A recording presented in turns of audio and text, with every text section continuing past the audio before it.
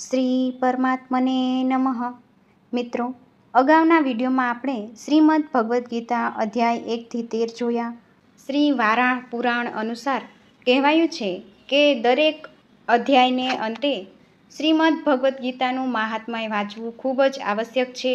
મહાત્મ્ય વાંચ્યા વગરનો અધ્યાય કેવળ એક શ્રમ જ છે. તો મિત્રો, આજના આ વિડીયોમાં આપણે સાંભળીશું શ્રીમદ ભગવદ્ ગીતા અધ્યાય 14મો. ગીતાજીનું મહાત્મ્ય સાંભળવા માટે અગાઉના વિડીયો આપ જોઈ શકો છો. આજના આ વિડીયોમાં શરૂ કરીએ. અધ્યાય 14 ગુણત્રય વિભાગ યોગ. શ્રી ભગવાન ઉવાચ પરમ ભૂયઃ પ્રવક્ષ્યામિ જ્ઞાનાનાં જ્ઞાનમુત્તમં યજ્ઞાત્વા મુનયઃ સર્વે પરાં સિદ્ધિમિતો ગતાઃ. શ્રી ભગવાન બોલ્યા, જે જ્ઞાનને જાણીને સર્વ મુનિઓ આ સંસારમાંથી પરમ સિદ્ધિને પામ્યા છે, આ જ્ઞાનનો આશ્રય લઈને જે મારામાં એકરૂપ થઈ ગયા છે, તે સૃષ્ટિના ઉત્પત્તિ કાળમાં જન્મતા નથી કે પ્રલયમાં વ્યથા પામતા નથી. હે ભારત, મૂળ પ્રધાન પ્રકૃતિ બ્રહ્મ મારું ગર્ભાધાન કરવાનું સ્થાન છે. તેમાં હું ગર્ભને ધારણ કરું છું. આથી સર્વભૂતોની ઉત્પત્તિ થાય છે. હે કૌંતેય, સર્વ યોનિમાં જે પ્રાણી ઉત્પન્ન થાય છે, તે પ્રાણીઓની પ્રકૃતિ માયા માતા છે તથા હું ગર્ભાધાન કરનારો પિતા છું. હે મહાબાહો, સત્વ, રજ અને તમસ એ 3 ગુણો પ્રકૃતિમાંથી જ ઉત્પન્ન થયા છે. તેઓ આ શરીરમાં અવિનાશી જીવાત્માને બાંધે છે. હે અનધ, તે 3 ગુણોમાં સત્વગુણ નિર્મળતાપણાને પામે છે અને પ્રકાશ કરનાર ઉપદ્રવ રહિત સુખના સંગથી અને જ્ઞાનના સંગથી બાંધે છે. હે કૌંતેય, પ્રીતિ સ્વરૂપ જે રજોગુણ તે આશા અને આસક્તિના સંબંધથી જ ઉત્પન્ન થયેલો છે, તે જીવાત્માને કર્મની આસક્તિ દ્વારા દેહમાં બાંધે છે. હે ભારત, વળી તમો ગુણને અજ્ઞાનથી ઉત્પન્ન થયેલો તથા સર્વ જીવાત્માઓને મોહમાં નાખનારો જાણ. તે જીવાત્માને પ્રમાદ, નિંદ્રા વગેરે વડે બાંધે છે. હે ભારત, સત્વગુણ આત્માને સુખમાં જોડે છે, રજોગુણ આત્માને કર્મમાં જોડે છે અને તમોગુણ જ્ઞાનને ઢાંકી દઈને આત્માને કર્તવ્યથી વિમુખ બનાવે છે. હે ભારત, રજોગુણ, સત્વગુણ અને તમોગુણને જીતી વૃદ્ધિને પામે છે.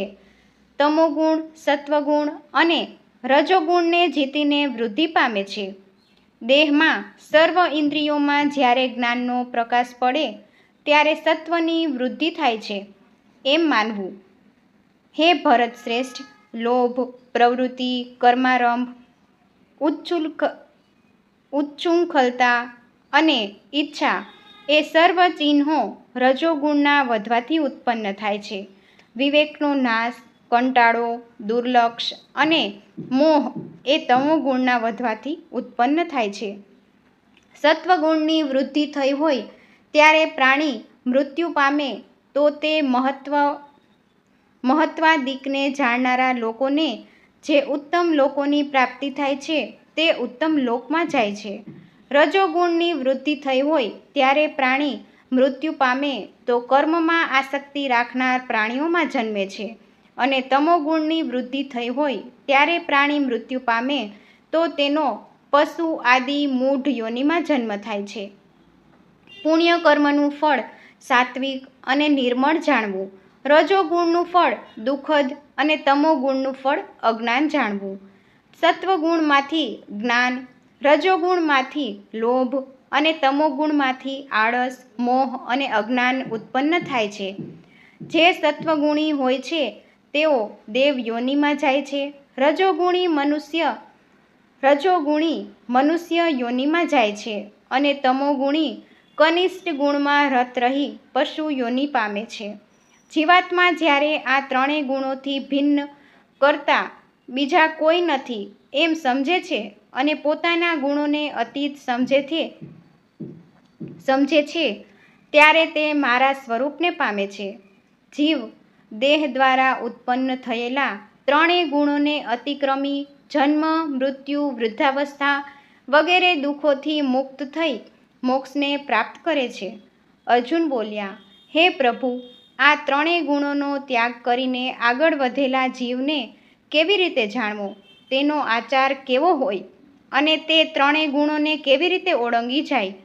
ભગવાન બોલ્યા, હે પાંડવ, જે જ્ઞાન, કર્મવૃત્તિ અને અજ્ઞાન પ્રાપ્ત થવા છતાંય દ્વેષ કરતો નથી અને તેનો નાશ થતાં તેની કામના કરતો નથી, જે ઉદાસીન રહી એ ત્રણ ગુણોથી વિકાર પામતો નથી અને ગુણો જ કરતા છે એમ માની સ્થિર રહે છે, પોતે કંઈ જ કરતો નથી, જે સુખ દુઃખને સમાન ગણે છે, આત્મા સ્વરૂપમાં સ્થિર રહે છે, માટી, પથ્થર અને સોનાને સમાન ગણે છે, પ્રિય અને અપ્રિયને સમાન ગણે છે, નિંદા અને સ્તુતિને સમાન ગણે છે, અને જે ધીરજવાળો છે, જેના માટે માન અપમાન સમાન છે, જે મિત્ર અને શત્રુને સમાન ગણે છે અને જેણે સર્વ કર્મોને પરિત્યાગ કર્યો છે, તે ગુણાતીત કહેવાય છે.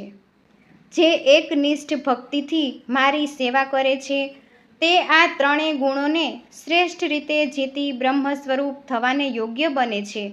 કેમ કે અવિનાશી અને નિર્વિકાર બ્રહ્મનું, સનાતન ધર્મનું અને શાશ્વત સુખનું સ્થાન હું જ છું.